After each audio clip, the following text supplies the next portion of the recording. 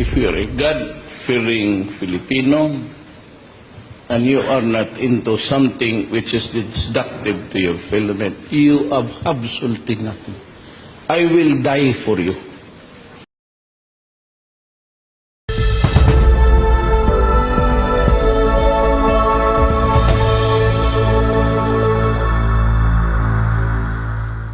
Lacson ang mga malisyosong paratang ni Trillanes. Hindi niya raw alam kung saan siya nanggagaling at kung nasa matinong pag-iisip pa ba ang senador. Ano bang aim? Bakit porsigidong ipalabas o ma-prolong pa, ma-extend pa yung hearing? No? Isa lang naman to bring down the administration. Ano? Senator Panfilo Lacson says that he has been there and was once a part of the group who planned the destabilization plot to oust then President Gloria Macapagal Arroyo. Pero ang sinasabi ko, I'm just stating the fact based on my own analysis. Kasi sabi ko nga, galing na rin ako dyan naging part na rin ako ng destabilization during the past administration, not under the under President Aquino, before that. Ano? And I know a destabilization activity when I see one. So yun ang naging basihan kung bakit parang this looks or this sounds familiar. No? Based on their observation, it is clear that there is a plan to destabilize the Duterte administration. First is the perseverance of Senator Antonio Trillanes to extend the hearing and let Las Cañas talk. His visibility in different networks and media outfits, and the attendance of international media every time the extrajudicial killing is heard. Lacson added it is but natural to think of a way to oust a president if they believe he is not performing well via a constitutional way. On the explanation of Trillanes that he only wants to come out with the truth, Lacson has this to say. Pero ano yung goal? Just the truth? Come on. No, we were not born yesterday. All of a sudden, ang goal mo lang is to just expose the truth. For what reason? For what purpose? And what is the objective? The senator even compared those planning the destabilization to an ostrich. Ba't natin ipag-deny pa kung malinaw naman? Alam mo sa amin, sa probinsya, may kasabihan na, di ba, yung, sabi natin yung ostrich, di ba, nakasubsub yung ulo, kita naman yung buntot. Alam mo, Trillanes, kung talagang matapang ka, pag-file ka ng kaso, anak kang nanggunggong Putak ka ng putak, para kang baklang sundalo. Di ba? Matapang ka kunyari. Di ba? Nag-cookie mutiny ka pa nga anak ka ng tipaklong, kahit ng isang bala, hindi ka nagpaputok na nagpunta ka ng mutiny Nag-lead-lead ka pa kamo doon. Anak ng tipaklong naman, parang putak ng putak. Tinitira mo na tinitira si Duterte. Mag-file ka ng kaso. Mag-ano ka ng affidavit mo. Yung affidavit mo, based on hearsay, tanga ka pala Di ba? Alam mo ba kung mananalo ba yan sa kaso? Ha? Halata-halata paninira ka lang.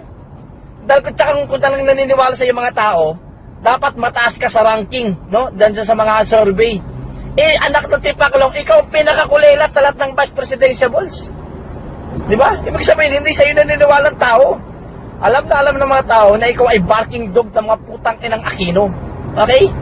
Kaya manahimik ka. Bicolano ka pa naman, bakla ka. Bakla ka taga Bicol. Nakakahiya ka. Nakakahiya ka taga Bicolano. No? Nintik sa'yo. Dapat sa'yo, magpakamatay ka na. Punta ka nun sa China. Dahil treason ka naman, di ba? Traitor ka. Punta ka ng China. Doon ka nararapat. Kasi doon ka nakikipag-meeting. Di ba? Nag-walkout ka nung iniimbestigahan ka ni Di ba? Iniimbestigahan ka ni Nrele. Natakot ka. Duwag ka Anak ka ng tipaklong. Puro ka lang putak. Wala ka naman nagagawa sa gobyerno. Ano ba nagawa mong batas? Ha? Anak ka ng tipaklong.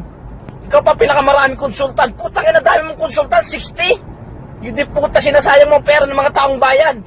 Kaya manahimik ka, putak ka ng putak. Ayusin mo muna sarili mo. Yung di putang Trillanes na to, nakakainit ng ulo. Para kang para kang pet ng manok, ng putak nang wala namang laman, kundi puro baho ng hininga. Kaya manahimik ka. Ha? Duterte kami, kahit anong gawin mo paninira, Duterte kami. Solid. Ito para sa'yo, middle finger ko. Maliwanag, Ha? Mabuti na lang dumating ang Digong bilang isang presidente ng bansang Pilipinas. Kung hindi dumating ang presidente na yan, nasa red alert na ang sitwasyon ng bansang Pilipinas. Shabu, terorista, korupsyon. Sobra. Mga minamahal ko mga kapatid, sobra. Sobra na pala ang kalagayan natin. So ngayon, tinitibag o natibag ang dilaw, ginagamit nila ang Trillanes. Gumamit sila, lahat sila gumagalaw. At ang pinakamatigas ang ulo na gumagalaw na hanggang ngayon, nakikipagsapalaran na may pag-asa siyang gibain ng presidente para sa pagbabago, para tumayo uli ang kanilang organisasyon at pakinabangan niya ito, pipilitin niyang tibagin. At ngayon ang ginagawa niya, nirarambol niya ang mga senado o mga gobyerno, ang mga politiko. Nagmamalinis, naguhugas ng kamay at ipipilit niya sa kanyang mga salita na talagang masama yung tao. Hindi niya, wala na siyang pakialam doon sa kung ano ang nagaganap na mabuti, wala. Dahil bakit? Sinusurvive niya, nire-revive niya, pilit ang bagsak nilang rating ng mga dilaw na kasamahan niyang pinilit na kung saan siya kumikita. So, wala na tayong magagawa. Ang akin lang dito, mga minamahal ko mga kapatid, etong ating mga senador, no? Ngayon, nagpupuputak. Dahil bakit? Ano siya inipit sila sa pamamagitan ng puppet, inipit sila bilang isang salitang puppet, o walang mga bayag. So, para pinagsasabong niya, ginugulo, iba ang strategy ngayon ni Trillanes, ginugulo. At mapapansin mo naman, itong mga walang bayag daw, at mga puppet, ngayon lang nagre-react. Keso may plano daw kasuhan, whatever.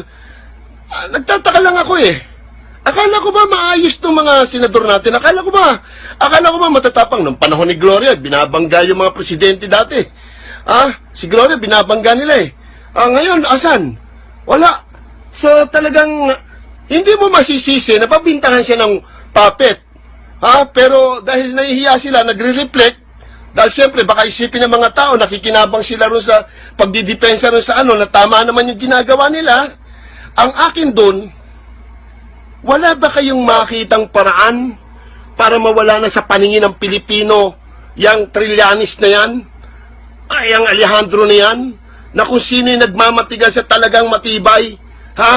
Alam naman natin kung ang mga kaguluhang nagaganap sa Mindanao, alam nyo rin naman kung sino yan Wag na kayong wag na kayong magmangmaangan.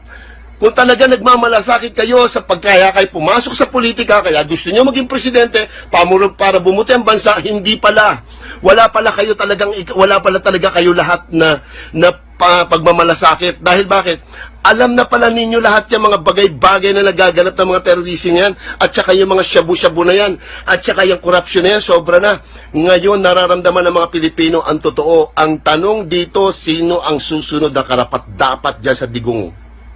At tingin ko, wala ako nakikitang may bayag sa inyo. Yan sana yung Trillanes, may bayag. Kaya lang ang utak nasa kuko, nasa paa. Walang kwenta. Mga minamahal ko mga politiko, mahiya naman po kayo. Ang laking salapi pwede nang bilhin ng Pilipinas sa mga pinagnanakaw ng mga magnanakaw na politiko. Wag na ho tayo magmaang-maangan. Wag na ho. Lahat ho halos ng politiko nakamansyon sa iba pang bansa at ang kanilang mga anak, kunwari, dahil sa kabubuti ng bansang Pilipinas, kinakailangan magpatuloy ang kanilang mga anak na serbisyohan ng Pilipino. Kalokohan yan. Hindi ganun ang gusto ninyo.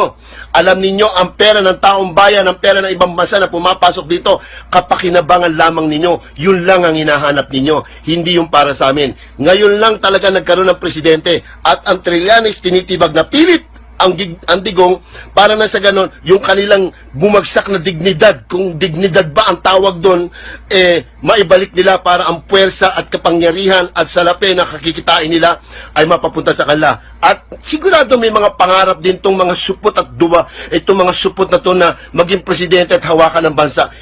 Sa quality ng ginagawa ni Digong, wala po kami nakikita mga Pilipino na pwede sa inyo. Kaya, pwede pa siguro yung kanyang anak at yung mga anak niya ang sumunod. O kaya yan si Bato. Dahil bakit? Tuloy-tuloy ang pagbabago.